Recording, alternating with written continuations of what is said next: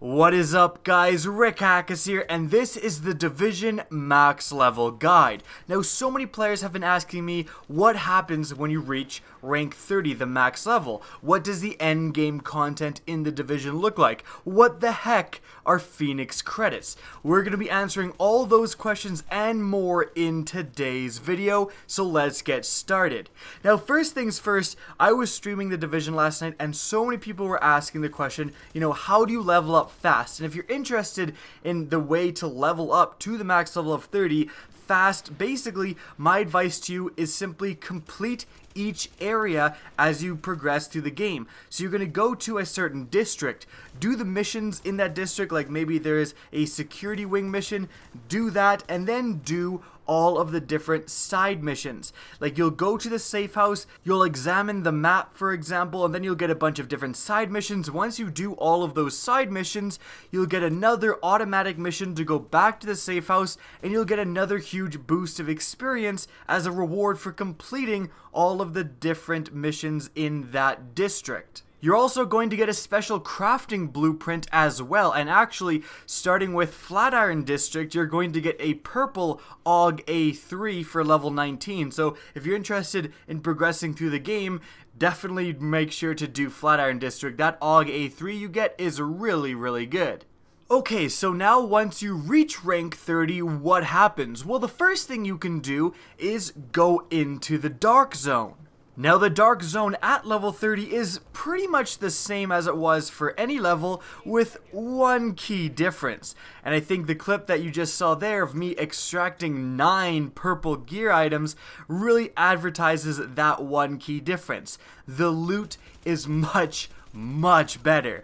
Basically, whenever you would get blues before, like if you went into the Dark Zone, in the beta, for example, every enemy boss would drop 2 blues. When you would open a Dark Zone chest that required a Dark Zone key, you would get 2 blues. And also, random enemies would be able to drop blues as well. Well, replace those blues with purples, and that is the level 30 Dark Zone. Every time you kill a boss, 2 purples pretty much guaranteed. Every time you open a Dark Zone chest that requires a Dark Zone key, 2 purples pretty much guaranteed. Purples again have replaced blues, so you're going to be getting so much superior gear. And if you've been leveling up and unlocking a bunch of the base upgrades like me, you're going to be able to extract a lot more items at once. Instead of 6, I now have 9 different slots for my Dark Zone pack. But additionally, you aren't just getting purples, you actually have a chance, pretty much whenever you kill a boss especially, for them to drop a high-end piece of gear. Now, I've been kind of unlucky. The only high-end thing I've gotten from the Dark Zone, which luckily I was able to extract, was a high-end performance mod. And if you're wondering what performance mods are basically they're attachments for your gear. So certain gear you get will have slots, just like attachments on a gun. And you can attach these performance mods into those gear slots and then just improve your gear. Again, it's exactly like attachments, but for gear. But in any event, although I've only gotten one high-end performance mod in the Dark Zone, the people I was playing with were getting some high-end backpacks, some high-end masks, etc. So you can get that high-end gear in the Dark Zone. The Dark Zone is a great place to try to hunt for that high-end gear. Which, because of that, actually makes the Dark Zone at level 30 kind of a sketchy place. You're no longer killing enemies over a bunch of blues that you probably already have. You're killing enemies for high ends, and that actually really matters. So you really need to have your wits about you if you're in the level 30 Dark Zone, because again, you're dropping high-end gear pieces, you're not just dropping a bunch of blues. Alright, now what if you don't want to play the Dark Zone, you're not interested in PvP? Well, actually a lot of people brought up this concern from the beta. They said that I'm not really into the Dark Zone, I don't like PvP, and the game seems way too focused on PvP. Well, luckily in the full game, that isn't really the case. There's a lot of stuff to do just in PvE when you hit level 30, when you hit that max level. For example, one of the things you might want to do is master your skills, and mastery to a skill is basically going to make that skill just all around better, and you unlock mastery when you upgrade every single option in a certain wing. So if you unlock all of the different upgrades in the medical wing, you're going to unlock the mastery for all of the healing skills. Now, affording all these unlocks is actually kind of a challenging thing. You'll have to go around and do a lot of different encounters.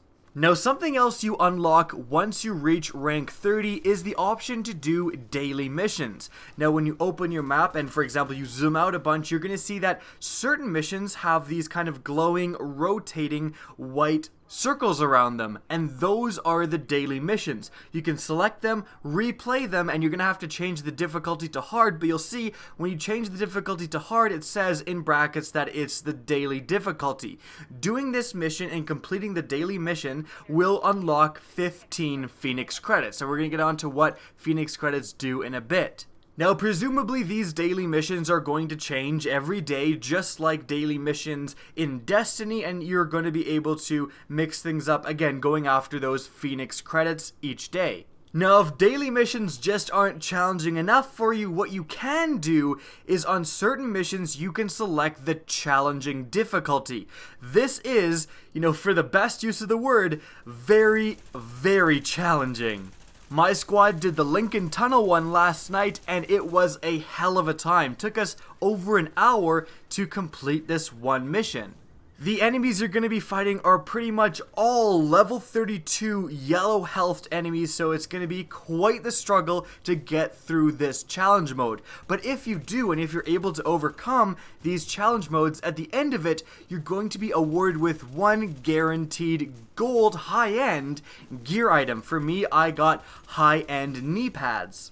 Now, apart from getting a guaranteed high-end item, you're also going to get more Phoenix credits. So, what are these Phoenix credits and what do they do? Well, Phoenix credits are unlocked as soon as you reach level 30. When you reach that max level, you're going to unlock the ability to earn Phoenix credits. So, how do you earn Phoenix credits? Well, you can do stuff like the daily, like I mentioned, or challenge modes, or you get Phoenix credits every time you kill a boss. So, in the Dark Zone, if you're watching the Dark Zone gameplay, every time I kill a boss and I walk over his corpse, it'll actually pop up and say +9 Phoenix credits, for example. So what do you do with this new currency? Well, there's 2 vendors that I know about. There might be more. There's one in the Dark Zone, like in the very top middle of the Dark Zone, and there's another actually in the base of operations. Just go up to your tech wing and you can find the special gear vendor, and he is selling a bunch of really good purple and high-end items that are on sale and purchasable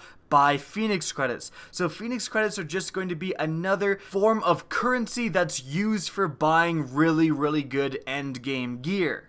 So that's what is available for the Division endgame right now. Once you reach max level, you can try to master your skills, you can take your luck into the Dark Zone and try to earn some great gear, you can complete challenge or daily modes to earn Phoenix credits, and especially challenge modes if you want to get those guaranteed high-end gear pieces.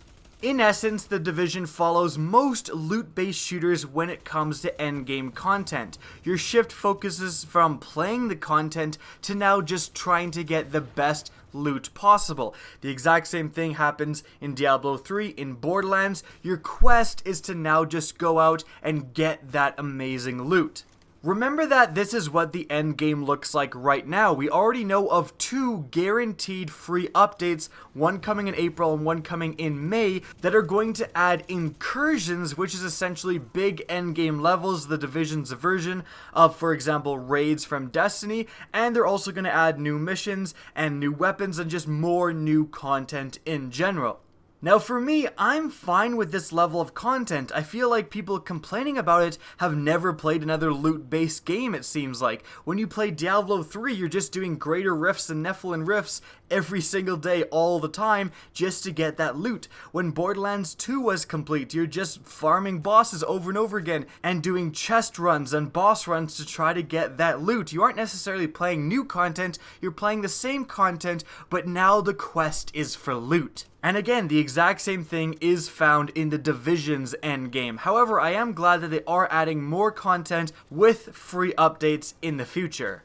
Now that's it for the video. I hope you guys enjoyed and found this information helpful. Now if you did, please remember to simply help me out by rating or sharing this video. It's greatly appreciated. Now if you enjoyed this video and want to see more Division content, don't be afraid to slap that subscribe button. If you want to get in touch with me, the best way is to follow me on Twitter. That's linked in the description down below, as is my Twitch channel, which you can also follow. Now again, I hope you enjoyed the video, and as always, have a good day.